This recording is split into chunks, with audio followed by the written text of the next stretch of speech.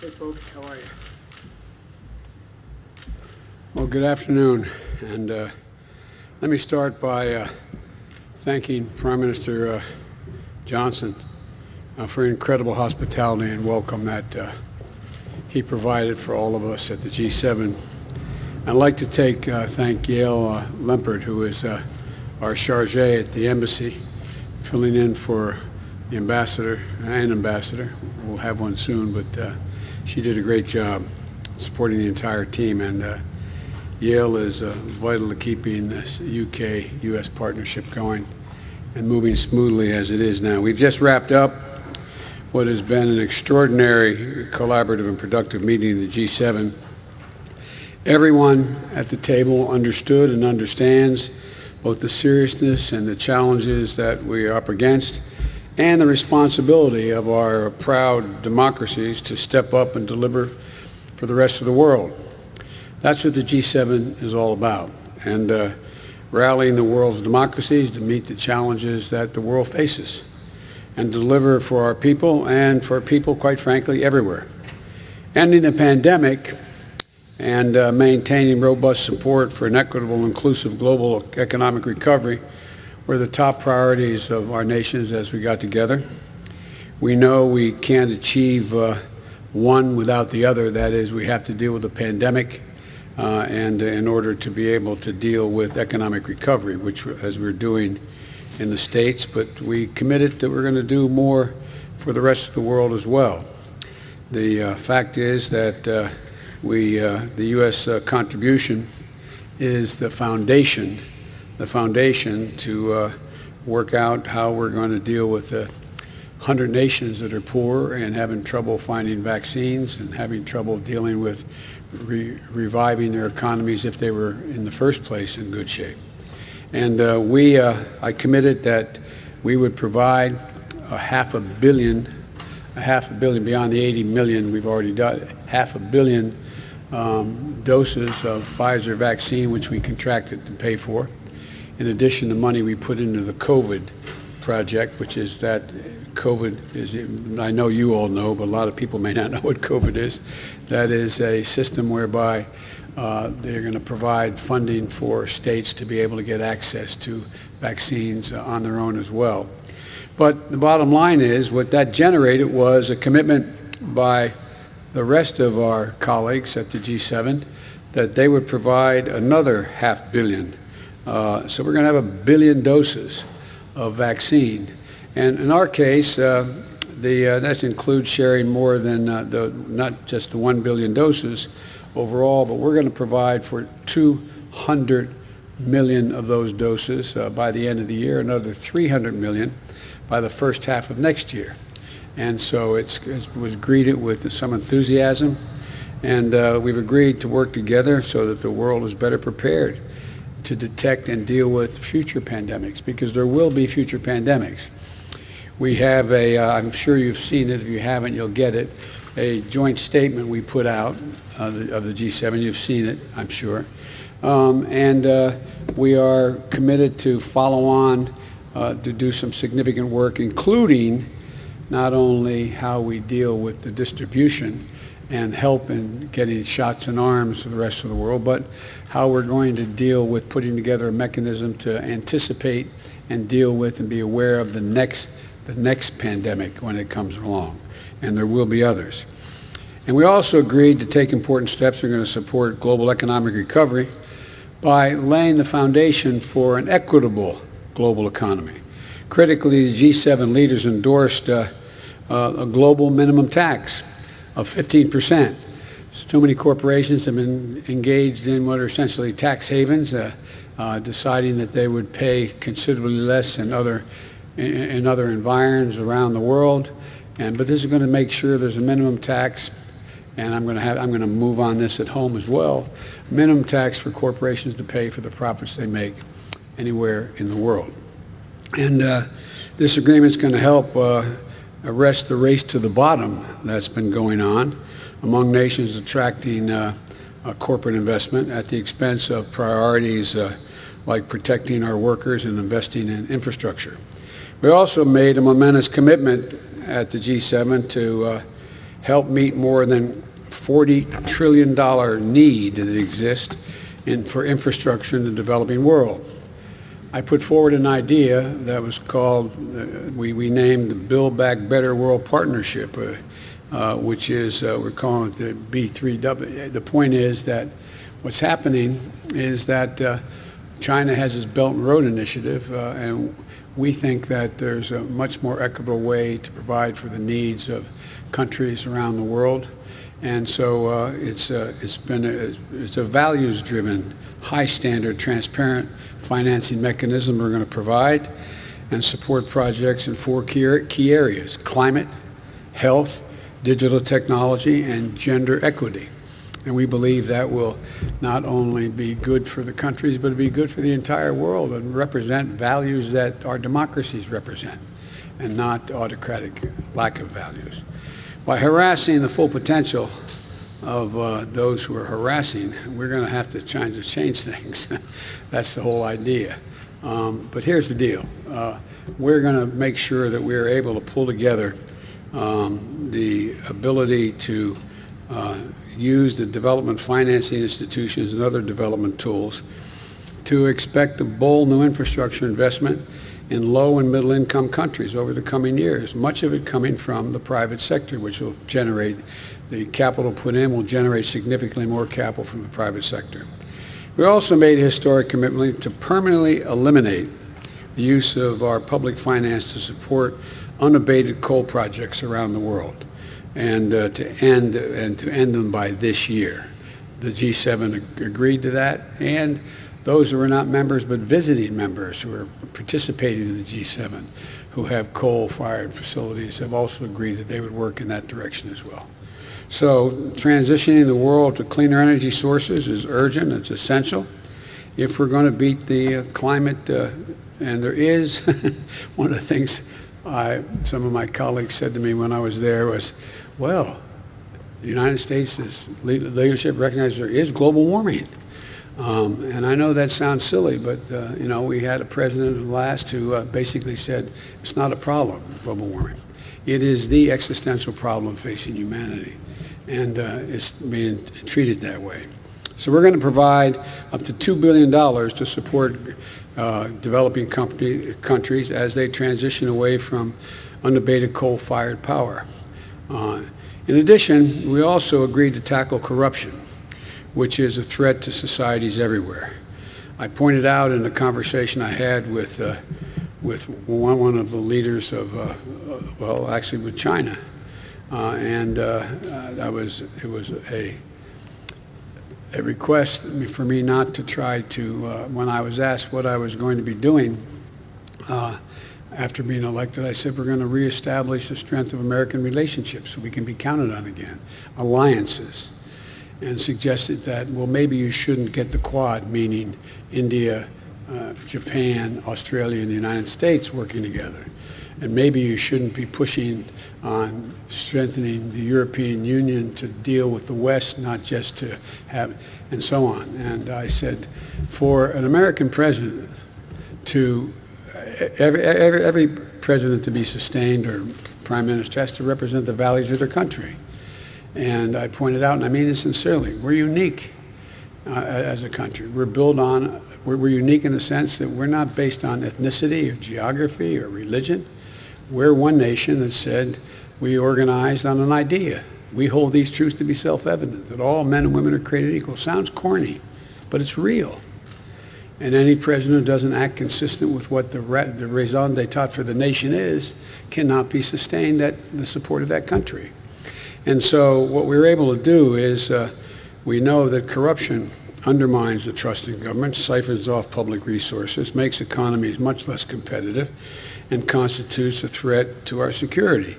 So we're going to work together to address issues like the abuse of shell companies, money laundering through real estate transactions, and we've agreed that we're going to work together to address cyber threats from state and non-state actors like criminal ransomware networks, and hold countries accountable that harbor criminal ransomware actors, don't hold them accountable. And over the past few weeks, the nations of the G7 have affirmed that democratic values that underpin everything we hope to achieve in our shared future, that we're committed to put them to work. 1, delivering vaccines and ending the pandemic. 2, driving substantial inclusive economic recovery around the world. 3, in fueling infrastructure development in places that most badly need it. And 4, in fighting climate change. The only way we're going to meet the global threats is by working together and with our partners and our allies. And I conveyed to each of my G7 counterparts that the United States is going to do our part. America is back at the table. America is back at the table. The lack of participation in the past and full engagement was noticed significantly, not only by the leaders of those countries, but by the people in the G7 countries. And America is back in the business of leading the world alongside nations who share our most deeply held values. And so the bottom line is I was very pleased with the outcome of the entire conference. I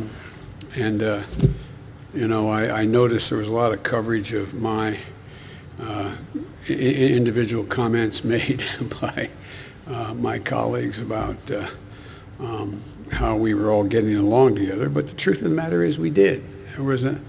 I felt, it wasn't about me, but it was about America. I felt a genuine sense of enthusiasm that America was back at the table and fully engaged. And now I'm going to be heading off to Brussels, to NATO, and many of the same people are going to be at that table and in NATO, and to make the case we are back as well. We do not view NATO as a sort of a protection racket. We believe that NATO is vital to our ability to maintain American security for the remainder of the century. And there's a real enthusiasm. I made it clear, and I pointed out, and I thanked them. Article 5 is an attack on one, is an attack on all. Well, what Americans sometimes don't forget, remember what happened on 9/11. We were attacked. Immediately, NATO supported us. NATO supported us.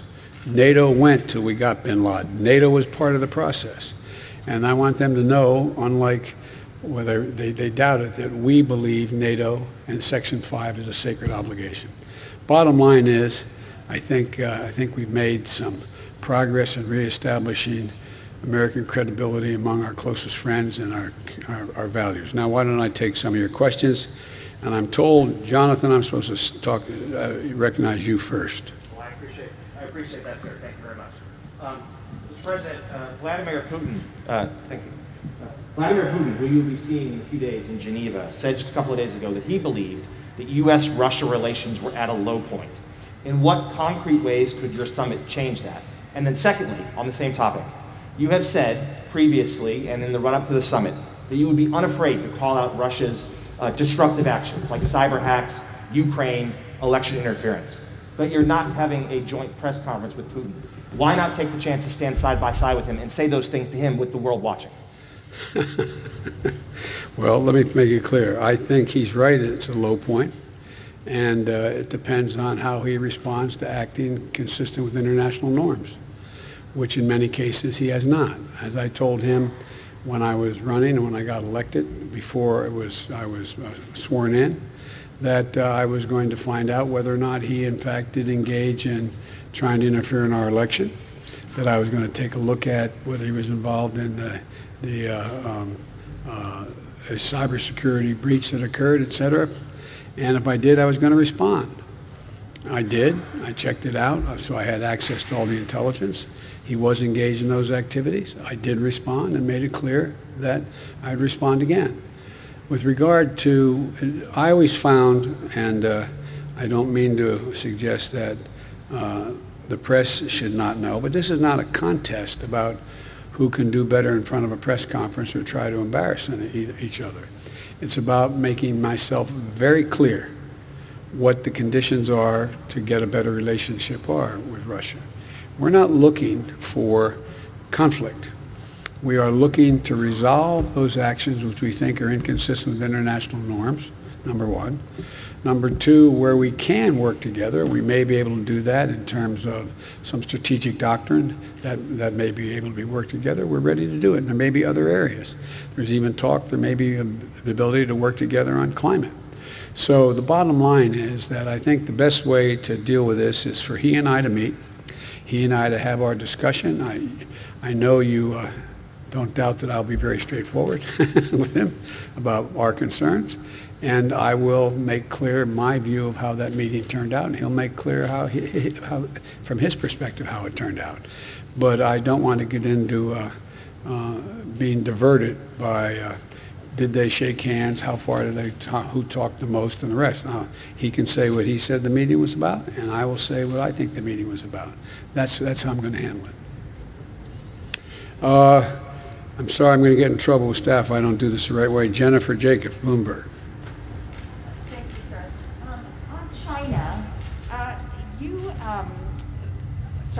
China seems to be doing exactly what it wants to do with regard to Hong Kong, with regard to Xinjiang, with the South China Sea, and many other issues, despite pressure from you and from allies.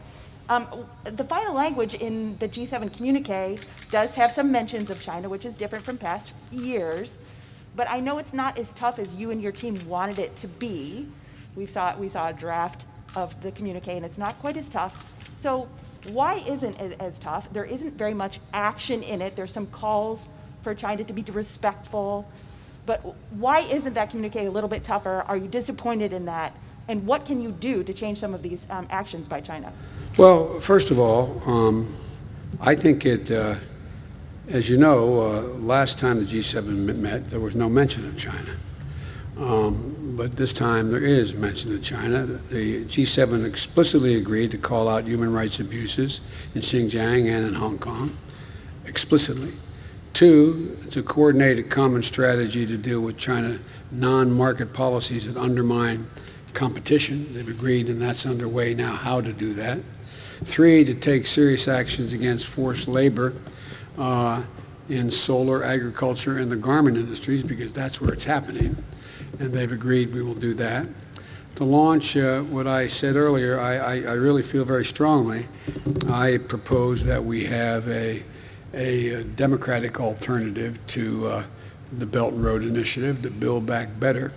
And they've agreed to that, and that's underway as the details of that. We agreed that we put together a committee to do that and come up with that. And thirdly, that we are going to insist on high standards for a climate-friendly, transparent alternative to the Belt and Road Initiative. And but in the meantime, we're going to move forward.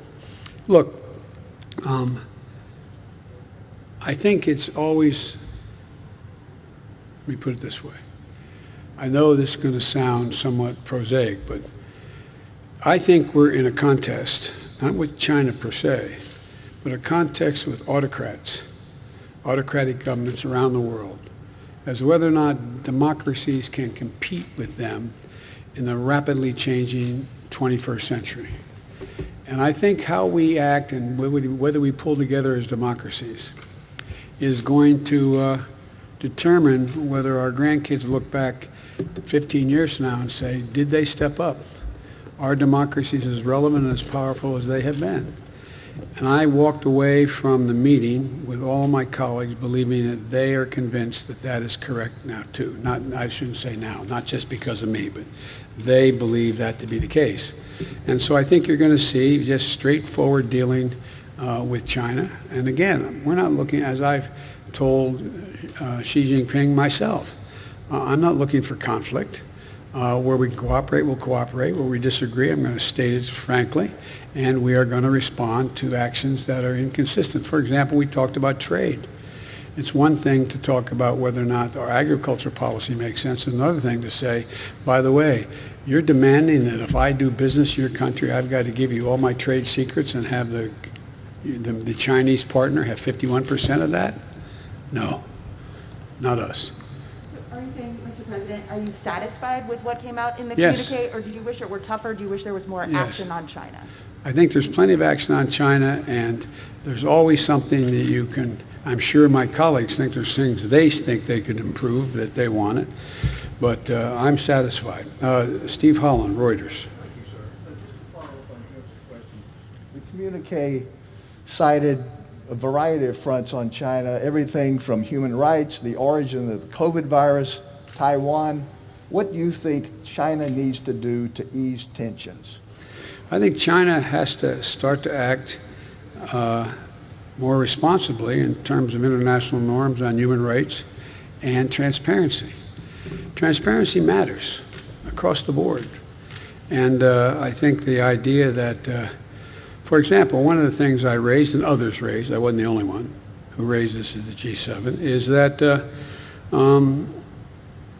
we don't know, we haven't had access to the laboratories to determine whether or not, I have not reached a conclusion because our intelligence community is not certain yet, whether or not this was a consequence of from the marketplace of a bat and interfacing with animals in the environment that caused this COVID-19, or whether it was an experiment gone awry in a laboratory.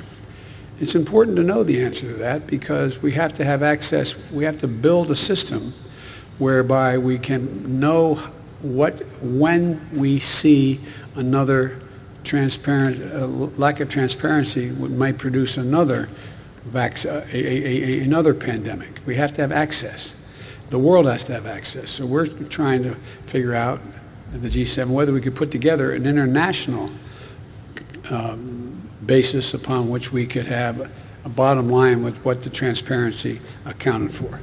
And you mentioned that the argument behind the scenes, that you had not mentioned China in 3 years in one of these communiques. What did you argue behind the scenes to try to bring people to the point where they got? To answer that question, there's no way to answer without sounding self-serving. Let me just say this. I just laid out what I thought was the need for us to be consistent, to protect our economies, and to see to it that other struggling economies who needed help got the help and were not held captive by other nations. But you might ask that to others. I'm not trying to be a wise guy, but And Wall Street Journal, Andrew?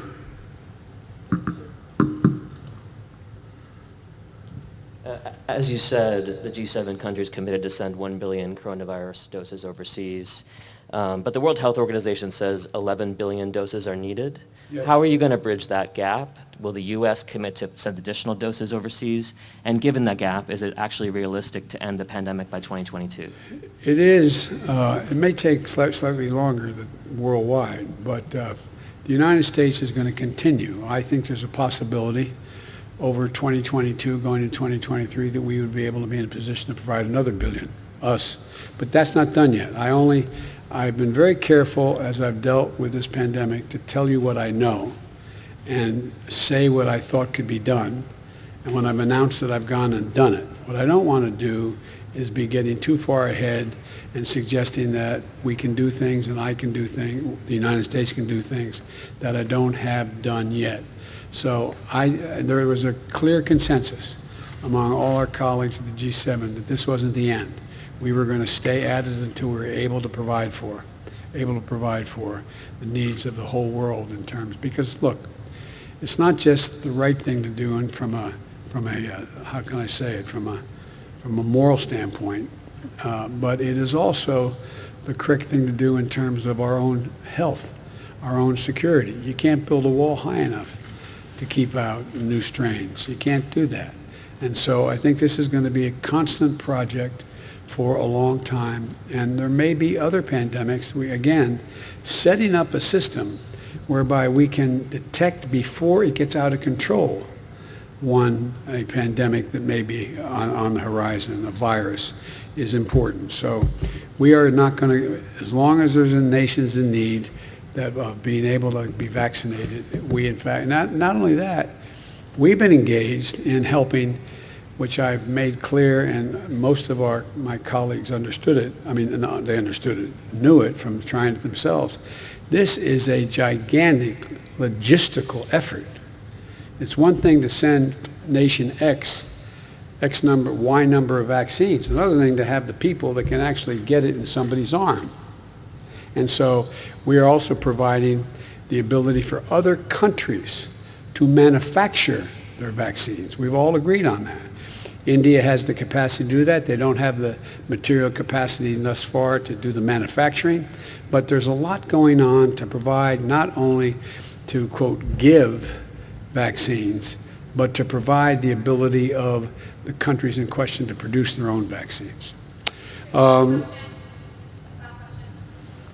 not going to answer it. No, I'm joking. Last question. Peter Alexander, NBC News. Thank you very much.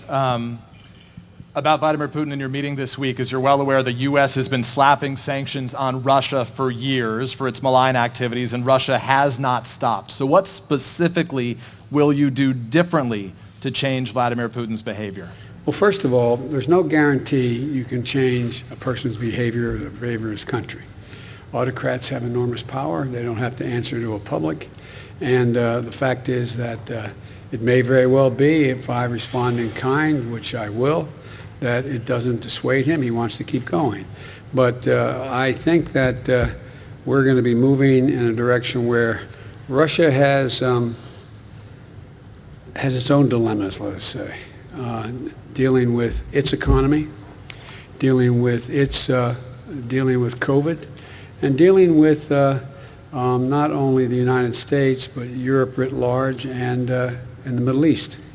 And so there's a lot going on where we could work together with Russia. For example, in Libya, we should be opening up the passes to be able to go through and provide food assistance and vital assistance to a population that's in real trouble. I think I'm going to try very much hard to. It is, and by the way, there's places where I shouldn't be starting off and negotiating in public here, but let me say it this way. Russia has engaged in activities which we believe are contrary to international norms, but they have also bitten off some real problems they're going to have trouble chewing on. And for example, the rebuilding of Syria, of Libya, they're there. And as long as they're there without the ability to bring about some order in the region, and you can't do that very well without providing for the basic economic needs of people. So I'm hopeful that we can find an accommodation where we can save the lives of people for example, in Libya, consistent with the interest of, maybe for different reasons, but reach for the same reason, the same result. I want to ask you about a comment that Vladimir Putin said today, but why do you think he hasn't changed his behavior in spite of everything the U.S. has done to this point? He's Vladimir Putin. I'm not going to get into much more than that because I've got to sit down with him, and I'll be happy to talk after that. But he said just to conclude, today he said that Russia would be ready to hand over cyber criminals to the United States if the U.S. would do the same to Russia. And an agreement came out of this meeting coming up. So are you open to that kind of a trade with Vladimir Putin? Yes, I'm open to, if there's crimes committed against Russia, that in fact the people committing those crimes being harbored in the United States, I'm committed to holding them accountable. And I heard that. I was told as I was flying here that he said that. I think that's potentially a good sign and progress. So thank you all very, very much. Thank you.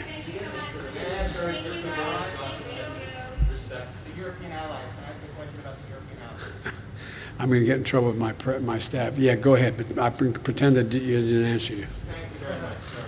You have often said repeatedly that America is back. Yes. At the same time, you've kept in place some Trump-era steel and aluminum sanctions. And I wanted to ask you, when you're having these conversations with European allies who are very concerned about these sanctions, how do you justify that? And what are your plans to change? 120 days. Give me a break. Need time.